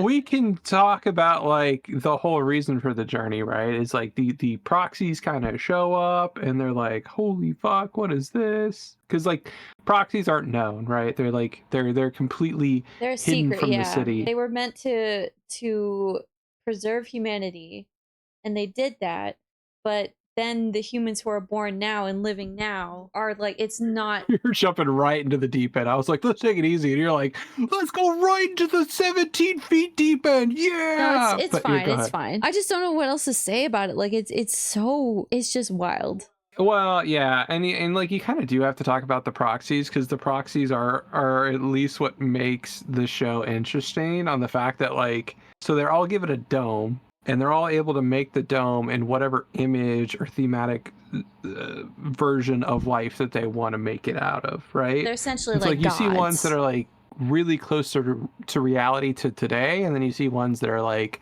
Ramda, where it's like 30 years into the future, 40 years into the future, 60 years in the future, whatever. And then you see the other ones that are just like desolate, right? I think it's like, if I hadn't seen this anime, I probably wouldn't have fallen in love with Fallout in the way I did with the Volts, because it's that very same theory of just like test, right? Yeah. Oh man, that would have been kind of cool actually if Fallout had like a game show vault, like how this one has a game show vault, and like their own cartoonish Disneyland world or whatever in one of the domes, which is... you just don't even see it coming in the show. You're like, what? What is happening? So, let me ask you, what did you think of like the journey? The journey was interesting because, yeah, we kept getting held up at different... obviously, you get stopped at different parts where you don't expect to. We have the whole thing with Iggy, like Riel's like auto rave, where he just goes off and he's calling her a bitch. You know, this is a robot that she's had her entire life and knows every fiber of her being and is always helpful and supportive of her. But now that he's infected with the Cogito virus and has like a soul, a human soul, he's like, you're such a bitch, Riel. And it's just... so that whole Fallout is crazy. And then jumping from dome to dome, or even just between domes, was such a trip as well. Because, yeah, again, they're all so different from each other. You have the desolate ones where the guy's just like alone, basically. He just spends all day drinking, and you're like, what's this guy's story? You have the one that's like an army. I think they weren't even their own dome. They were like stationed outside of their dome, and their whole thing was they were on the run from their dome or something like that. No, sorry, they had like the pods to like clone and breed people, but like they didn't have like the actual dome. Like they were like on the edge of it or something along those lines. Yeah, it was something weird, and they were like the total army military, like all robots must die kind of like section, but I liked the journey. I liked it a lot, especially when we finally got to like Mosque, where Vincent Law wanted to go because he was from there and wanted to learn about his past, and that was unexpected as well. And the whole time, yeah, you have this counselor dude just absolutely losing it over in Ramdo, trying to get Vincent Law, trying to get Riel back, trying to bust them all down. He was a very interesting character to watch all through this, and he was just crumbling like the entire time. So the journey, while it went everywhere and it went all across the map, it still had its ties like back to Ramdo, and we kept revisiting it despite all the crazy shit that they were handling in other domes. Yeah, and like I wanna touch back on Iggy because you briefly went over it, but there is a point where like Iggy gets the virus, right, and he starts getting all these emotions. Like the thought of the virus is it like really unlocks like the soul for the auto raves, and he can't process them. So like there, and it's kind of funny too because there's like moments where he's just like, Riel, you fucking cunt. And then there's like other moments where please don't be mad at me, Riel. And it's a really interesting like dynamic because we know that the little girl's going through the same thing, but the little girl didn't lash out in the same way. Yeah. Right. So it kind of has a little narrative talk there between like when adapting to something as an adult where you have understanding and then that understanding is thrown out the window versus just like adapting to the world as a child, and if your world as a child is just turmoil, you just grow with it, right? Yeah, and that's why Pino was so important. Like she had the child perspective on all of these human concepts. What I really wanted to get at for the journey was the fact that like we gotta go to Moss. Everything will be answered when we go to Moss because Vincent will be returning to his actual dome, right? His homeland that he thinks he's from, right? And you get to Moss, and while like the viewer gets a little bit more background information that literally makes no sense, they get literally nothing other than the fact that they're like, we got to turn around and go to Ramda, like from the jump, right? So like the whole story is really about the journey, not so much the payoff or like what it's about. It's more along the lines of like, again, life, enjoying that life journey, like what we were talking about with Rael, where she had to like sit down and stop thinking of everything in such a high complex manner and have to just appreciate the moment, which is like, I again super appreciated this about this show. Yeah, especially with all the craziness going on. It's like easy to see why they would get wrapped up in it. It's just such a jarring world, especially when like a moment that really sticks out to me is when they went to, it was like her and Iggy walking around. Was it Ramdo or a different dome? And I just knew she was going to say it before she said it because it was just done so well and so creepy and eerily. But she was like, Iggy, there's no people like living here. Like all the shots we saw sprinklers going off, we saw these robots like carrying out the day to day, but not. Oh yeah, that was a different dome. So that was that was after they left. Yeah, and it's just so jarring. You're like, oh my god, like, and it really just starts to sink in the message that they're absolutely fucked. Yeah, no, and like I really like that episode as well because you get a big contrast between the domes because it's like you look at Ramda's dome. And it's like these almost sentient AI life companion bots that are all around and everything's like really automated to a high degree, right?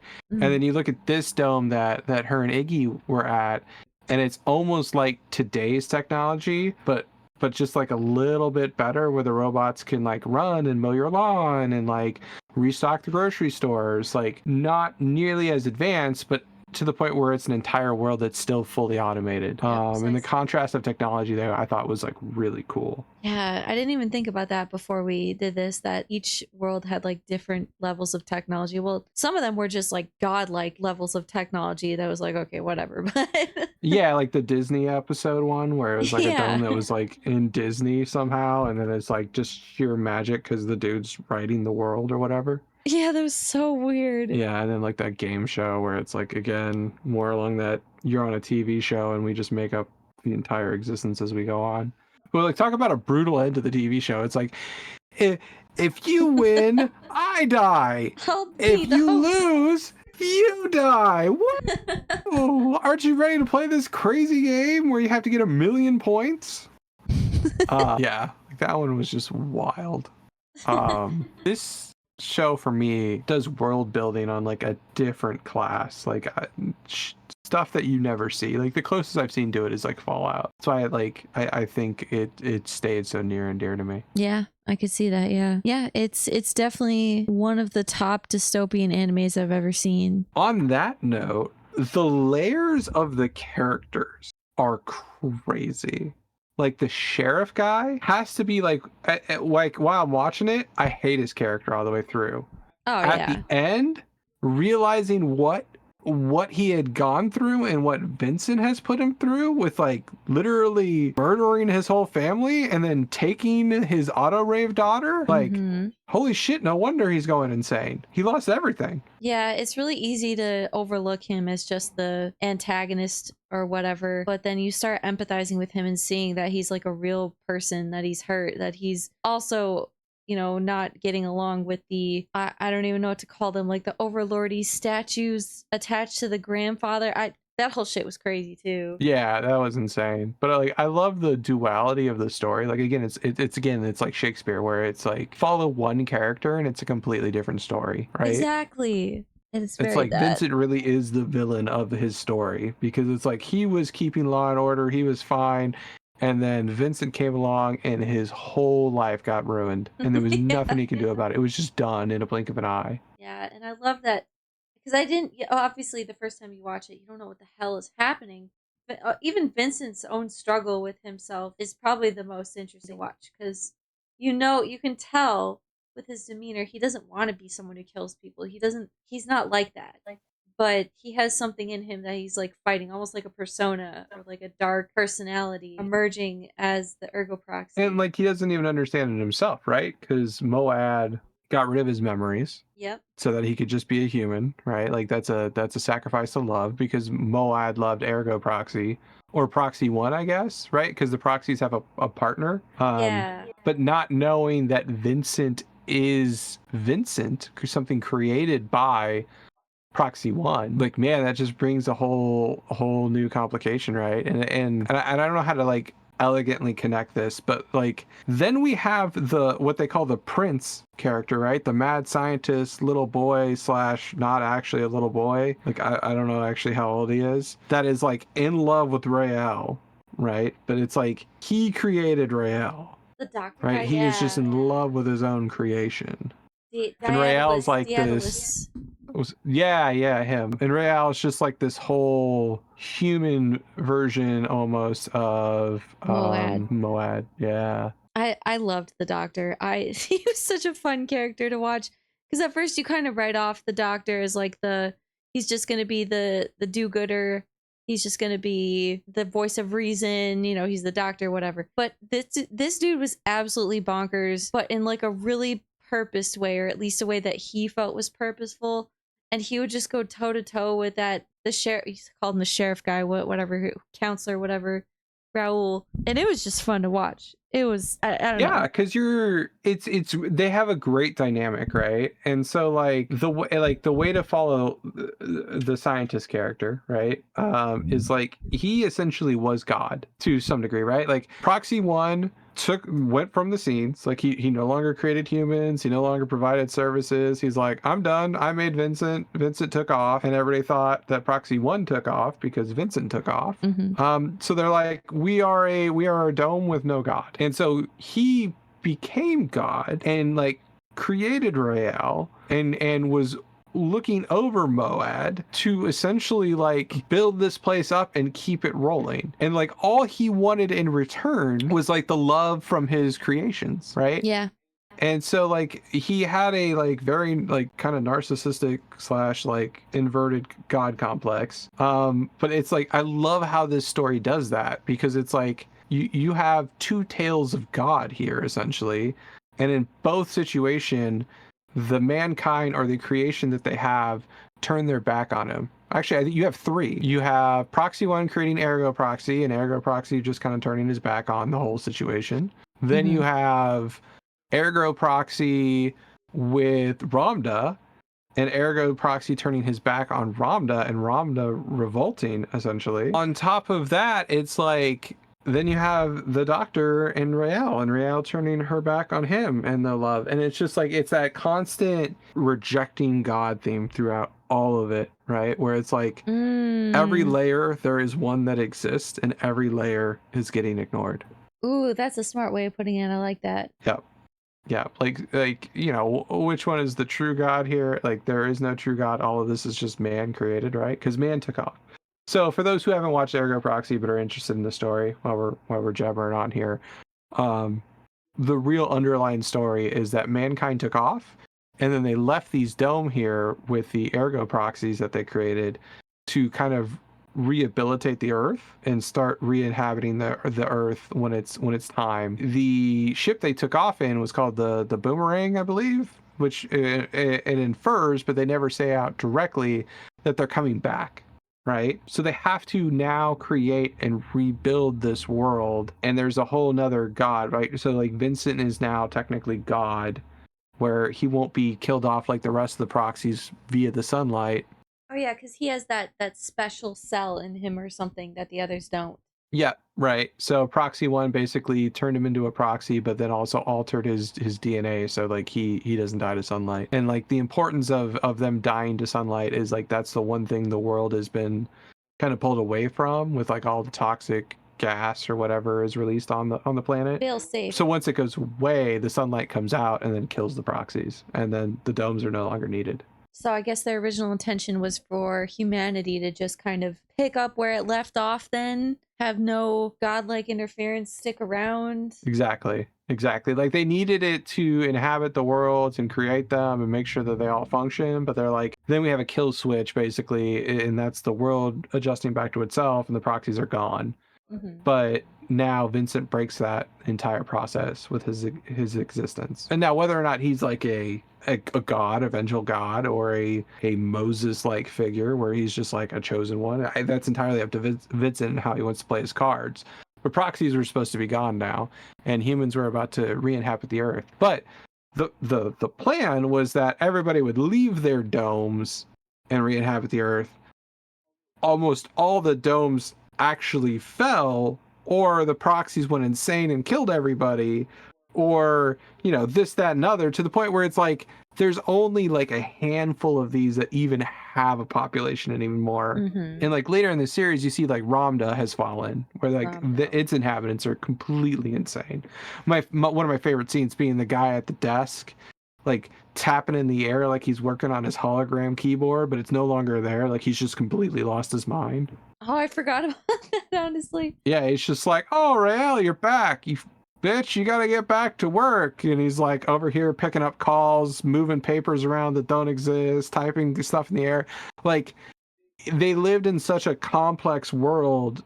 And like, this was so great about like that one episode where she had to sit around and do nothing, that they can't fathom like just dealing with the regular day-to-day stuff and like just being a human for a little bit and not having like this bigger, more grand agenda that they have to all take part in, right? Like that's how overdeveloped Ramda was. Yeah, and lo and behold, it was like one of the best and well run, which is crazy because it's so broken. It was so broken and abandoned, right? Mm-hmm. And they had a proxy on hold, or layover, or what you know, stolen proxy essentially, Moad, that wasn't doing anything.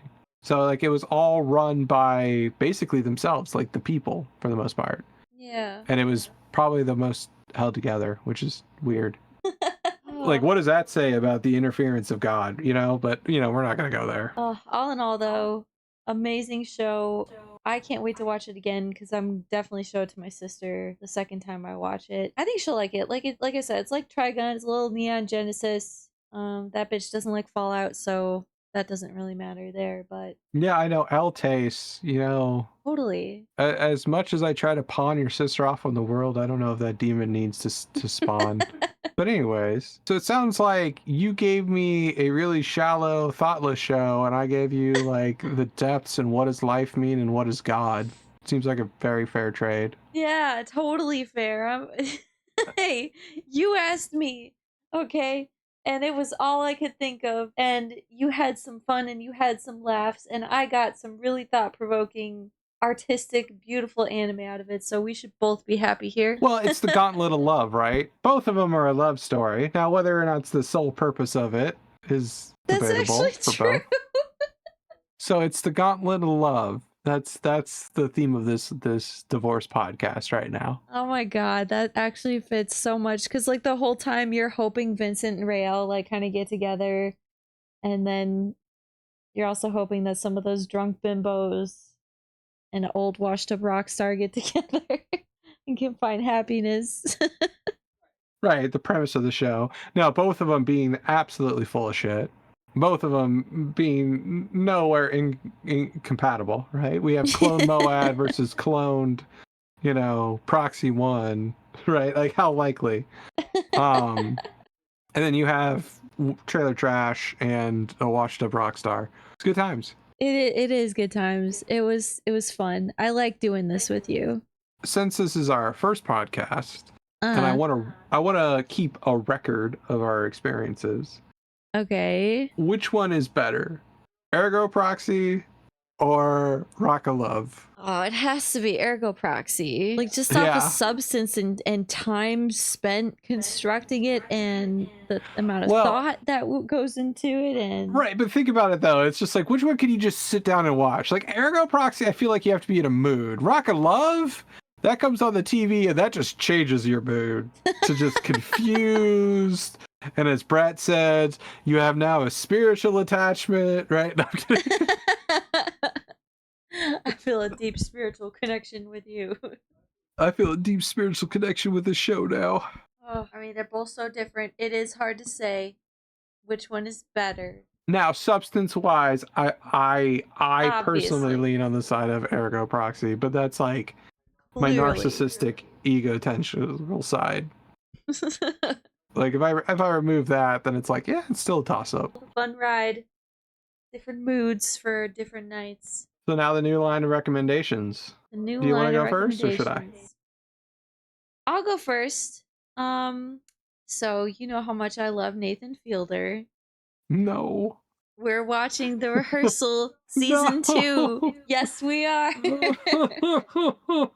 It's amazing. It's up for an Emmy. It's up for an Emmy right now. Okay. So, context for the people at home.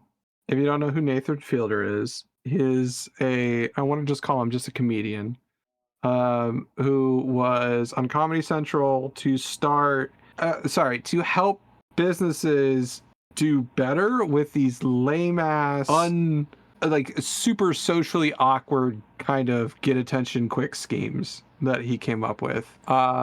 And then he did a show called The Rehearsal, which was like, what if a man can script every single event in life, and then like how would that work out for all these different scenarios? And then he did a show called The Curse, which was just like your regular knockoff HGD TV show, but it was like scripted and made to just be socially awkward. I've had enough Nathan Fielder for my whole life. No, I'm good. I don't want to see any more of this man. I get his humor. He is social awkward humor man, but my wife insists that I watch The Rehearsal too, and I've been putting it off for forever. It's so good. It's so much more different from The Rehearsal one as well. Yes, and so is The Curse, and so is his TV show. It doesn't mean that I want to watch this middle-aged man anymore. I don't care. Well, now you have to, and we're going to talk about it, or we're going to get a divorce. Jesus. Okay, fine. I have a recommendation for you. Yeah. And it's not going to be one of the greatest animes of all time. It's not going to be an anime that's specifically meant for a female. And in fact, it is going to be a very dated grandfather classic anime with subject matter that I'm pretty sure the internet will hate right now. Ooh. And I'm going to recommend to you GTO, or Great Teacher Ozukai. Okay. I feel like I've heard of it, but I don't remember like anything about it. So you probably won't, because it's a very bad show in today's terms. So it is the premise of it, just for people who maybe haven't seen it at home either, have no idea what it is. The premise is essentially former biker gang leader decides he wants to now be a teacher so that he can groom a woman into being his wife at the age of 16. Oh my god.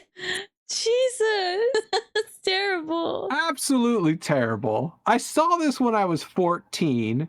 And just about any male alive who saw this as a 14-year-old, this was actually really the anime that taught you how to be a man, which was like the most No. crazy thing about it, because it is so terrible all the way through. But I think boy. I think it'll make a good conversation, especially in contrast to Nathan freaking Fielder. Well, I'm looking forward to this. That's That's a gonna be mistake. it's gonna be an interesting month or two, or however long it takes us to do the next one. But Yeah, I think GTO. Well, we're gonna try to aim for a month. I think GTO has like 50 episodes, though. Let me see. Whatever. I watched 3 seasons of fucking Rock of Love. I think you can last for one anime. I'll be fine. I can do that. We're getting to that point anyway. I So think part of the reason we're doing this is like we're running out of things to watch at night besides just like queso. It's nice to have something directed again, especially because again we've seen each other's top favorite things. well, and so like yeah, exactly. So like, and the other reason I want to do this is like, okay, so we've gone through the couple stuff already, like the animes that we'll love to share with each other and talk about, like Trigun, like you brought up earlier. But like, let's start getting into some of the nitty gritty, right? And like, for everyone who's watching, it doesn't have to be just like TV shows and anime. We'll do video games and stuff like that as well. Right. It's just tight at the moment with our schedule, so watching something's a lot easier than playing something at the moment. But you know, I'm curious how far a relationship could stand when you start getting into the garbage dumpster and baggage that you carry around with you that you don't even think about anymore, and you have to subject it to the other person, right? Oh Like, man. it is really like, here's my scars, here's all the things that I don't tell anybody about that I consumed. And I think having a podcast about that and talking about that openly with a man and woman perspective to see if their marriage can last through it, it's good times. Great times. Oh, that was a beautiful way to wrap it up, by the way, baby. You're awesome. All right, guys, if you have enjoyed the first episode of The Divorce and you hope that we can last another episode, which it sounds like me and Kyla right now are on good terms. We're good. We're good. I think we're good. We're good. Yeah, I don't know if it'll be good after GTO, but we'll see. Actually, I don't know if it'll be good after Nathan Fielder. I don't know if I can stomach that guy again. But if you want to see more, the subscribe button, you know where it's at. If you really enjoyed what you saw, please give it a like so it can share out for the rest of the world. Remember, every time you give it a like, ups that little engagement number, shares it out to more people, spreads the goodness, spreads the love. I know we all need a little goodness in this world right now because it sucks. I agree with that. But yeah, thank you guys so much for watching. Argue with us in the comments, or bring up your own suggestions in the comments, or your own points of view on these pieces. And yeah, we're looking forward to doing more of this. Like, do you think I'm full of shit about Rock and Love? And Rock and Love is a deep, passionate show about a man who's just looking for his soulmate? Because I think you're on crack. Or do you think I'm wrong about Ergo Proxy and it's all a bunch of hot air? Leave us a comment down below. It's so funny. Maybe it's just, maybe it's Evanescence, the rip-off anime.